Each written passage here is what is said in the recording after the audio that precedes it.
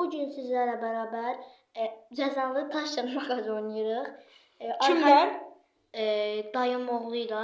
Dayım oğlum burada belə edirdi, hər nəsə.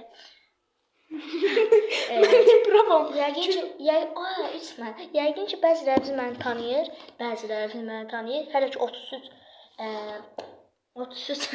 abunəm var. 32 abunənin ortaya giriş eləyən dayı oğlum karizması. Sənin də 2 abunə yoxdur deyə.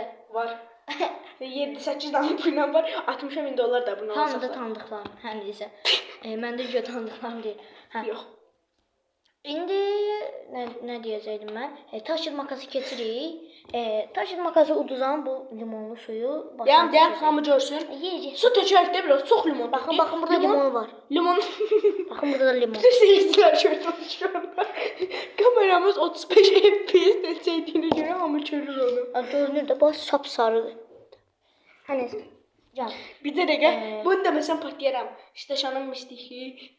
Mən də çəkdə. Mənim kanalım var. Gelin Etet Kralı altdan xətt 25 kanalına da abunə olmağı unutmayın. Əmin sizə konfet verəcək. Gəl. 10.000. 10.000. Gəl. Ya mən otur, mən də gələm. Arxa planı mən şey zadam. Gözəl. Biz var. Olsa o bizə kanalda limonu içdiyim. Mən də kanalda elə bir şey. Bunu limonu çəkdim, başına sonra qustu.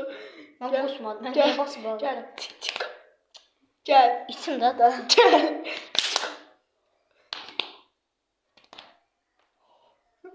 Kampik gəlir. Həmişə belə olur. Bu nə?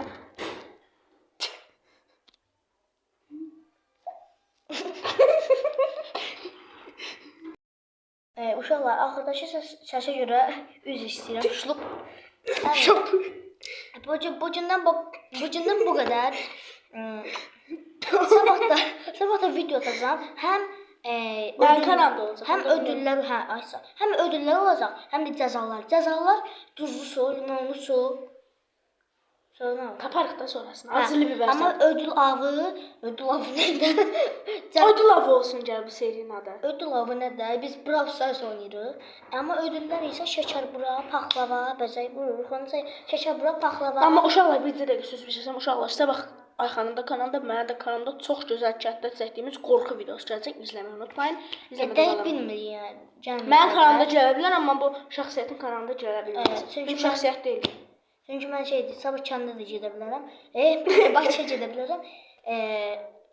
Yəni ödüllərimiz də şəkərbura, paxlava, sonra nə? Olsun. Şəkərbura da paxlava var ki. Yoxdur, yoxdur. Var. Vallahi var. Basın hamısını. Hər nəysə də bax taparıq. Bir şey demək istəyirəm. Əgər siz bu videonu izləyirsinizsə, siz Kərimov, bir də Etet Kral ili altdan xətt 25 kanala like atıb abunə olub bildirişləri açmayın. Açsaz əmin sizə konfet verəcək. Sağ olun, öpürəm. Mən dedim sözümü. İndi yarlarına baxacaq da deyəcək yaxşı sağ ol. Hər nəysə sağ olun, salamat qalın, özünüzə yaxşı baxın. Görüşmək üzrə.